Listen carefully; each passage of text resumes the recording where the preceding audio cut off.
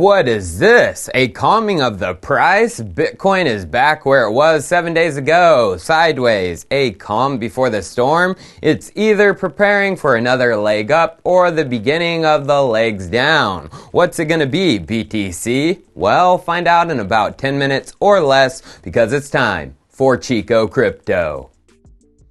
Up or down? That is the $1 million Bitcoin question. If I could answer that with 100% accuracy, I more than likely wouldn't be making YouTube videos and would already be retired. But Chico Crypto can make an educated guess based on the current climate. And our opinion isn't going to change just because the price falls a little bit. There is a big event slated at the end of the month, and it would be just out of the ordinary for the price to be falling during it. The event? The Coinbase IPO, and yesterday Cointelegraph reported that about 114.9 million shares would be registered for public sale. The details of this IPO are slowly dripping throughout this month, and this news was found out with an updated S1 filing. And the S1 also reveals Coinbase will have a dual stock structure with Class A and Class B stock. I covered most of this in my last video, how the Class A stock is the one the public gets to trade, which is 114.9 million that was registered.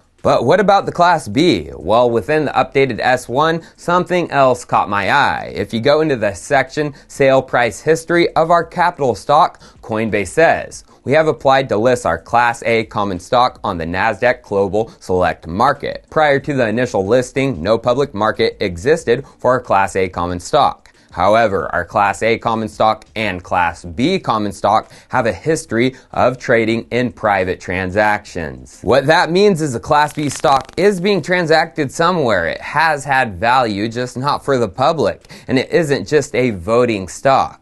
We know where it was being transacted on, the Nasdaq private market. And I'm still holding out hope that Class B will be tokenized into a security token through Nasdaq's marketplace services. That's a little theory of ours we've had since Coinbase's co-founder and current executive board member said this about a token and the IPO back in May of last year. If Coinbase IPOs, do you think it's going to involve a native token? Or, I think a lot of people would be disappointed if you just did a kind of conventional Nasdaq listing, or can you shed any speculation on that?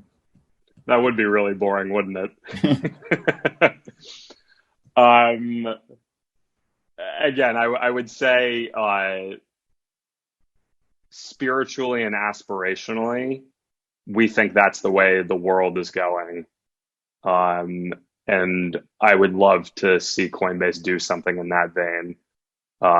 Whether or not, or if and when that happens, I think is harder to speculate on. So I get it. They wanted to do their IPO, and the only way to do that today was to do a paper listing. This dual stock structure just might be that spiritual and aspirational hope Fred was speaking of. Only time will tell if this theory is correct. But today is all about the theories. We've talked about possible tokenization of the stock, but now let's talk about a strategic partner of Coinbase who was just recently speaking on Bitcoin and crypto. I'm talking about Visa. And Visa, a strategic partner of Coinbase? Well, in September of 2020, Coy Sheffield, senior director and head of crypto at Visa, answered this when asked by Forbes about their Coinbase involvement. He said, first, there are very large and established companies like Coinbase, which we simply treat as strategic fintech clients. So Coinbase is Visa's strategic fintech client, and they have their IPO rolling right around the corner. So isn't it just convenient Visa CEO Al Kelly was just on Fortune's Leadership Next podcast and spoke on BTC and crypto. Let's listen in to what he had to say. Al, can we talk about Bitcoin, please? It has been a wild thing to watch, up and up and up. What does that mean to your business? I know you've been doing some stuff in the area of cryptocurrency, but explain what that means to the credit card business. So, Alan, I'd like to divide crypto into two buckets. One is the more speculative asset, which I would put Bitcoin in that category, kind of the digital gold, if you will. And in that category, we're trying to do two things. One is enable the purchase of Bitcoin on Visa credentials. And then secondly, working with some Bitcoin wallets to allow the Bitcoin to be translated into a fiat currency and therefore immediately be able to be used at any of the 70 million places around the world where Visa is accepted. Whoa, two massive things. Number one, Visa credentials could be used for BTC purchases. And number two, vice versa, back into fiat.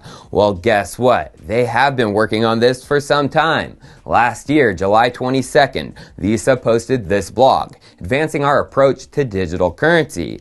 Visa said this about the credentials. Similar to other digital wallets, digital currency wallets are looking to use the full range of Visa's capabilities, including Visa Direct, which makes it faster and easier for consumers to convert digital currency and push those funds to their Visa credentials in real time. Much of this work is happening through Visa's Fast Track program, which helps fintechs, including those in the digital currency space, integrate quickly with Visa's global network. Now, let's just go look who is involved with Fast Track, and specifically crypto related. Don't see anyone in issuance. Nope, not in push payments. How about value added services? There is the crypto company in Fast Track, working with Visa. Circle. Circle is a tight partner of Coinbase and co-creator with them of the USDC stablecoin. Well, let's just go to Circle's website about this Fast Track partnership.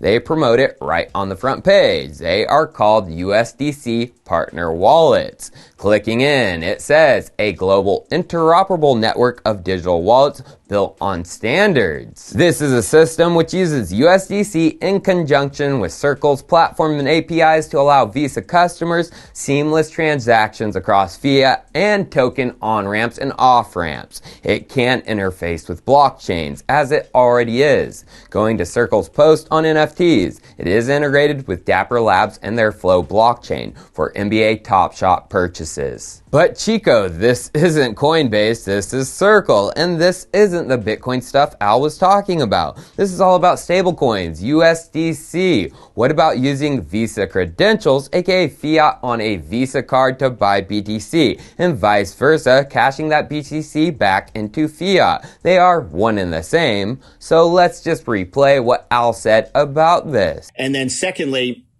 working with some Bitcoin wallets to allow the Bitcoin to be translated into a fiat currency and therefore immediately be able to be used at any of the 70 million places around the world where Visa is accepted. Right into fiat and immediately available at all their merchants. Well, let's just go back to that July 2020 approach blog. This is what Visa said. Visa has been working closely with licensed and regulated digital currency platforms like Coinbase and Fold to provide a bridge between digital currencies and our existing global network of 61 million merchants. It was 61 million back then, it's 70 million now. Coinbase is their big Bitcoin partner, their crypto strategic partner, and you gotta know it's beginning with the coming Coinbase Visa card in the US. They announced a waitlist for it basically 6 months ago, which even includes an up to 4% crypto back reward program. Well, it's been quiet regarding the card, but let's do a little sleuthing of our own. Going to the website, we can see at the bottom some fine details. It says, the Coinbase card is powered by Marqeta. Well, going to the Visa Fast Track program, there wasn't a crypto company in issuance, or was there? There they are in Visa's Fast Track program, Marqeta. Now, ain't this a coinky dink? Marqeta filed with the SEC for an IPO just here recently and could do theirs right after Coinbase in early April. Who are they working with on their IPO?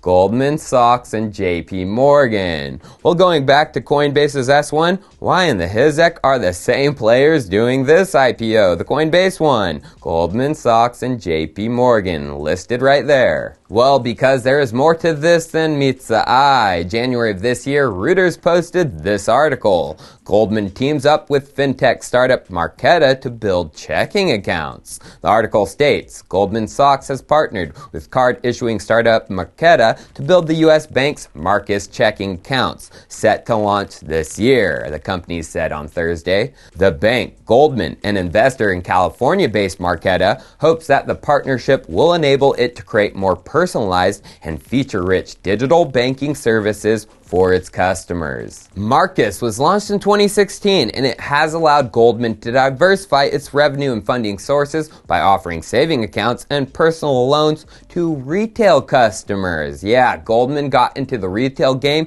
in 2016 and is moving full steam ahead in 2021 with Marqeta's help. And this Reuters article also name drops some entities connected to Marqeta, Square, and it says, Marqeta, whose backers also include MasterCard Inc. and Visa, has seen business boom this year. Why all the connections? Goldman and others are backing and helping crypto or crypto-related companies. Goldman is working on their retail bank of the future, Marcus, and Coinbase-tied Marqeta is involved with it. Goldman released the mobile application of Marcus in January of 2020, and then just last month they unveiled a robo-advisor called Marcus Invest. Even Goldman sees the world moving increasingly digital, but blockchain? Well, nothing about Marcus is directly crypto involved yet. But within the next year, could we see an option for Marcus Bitcoin investing? Well, the writing is on the wall in my opinion. Cheers. I'll see you next time.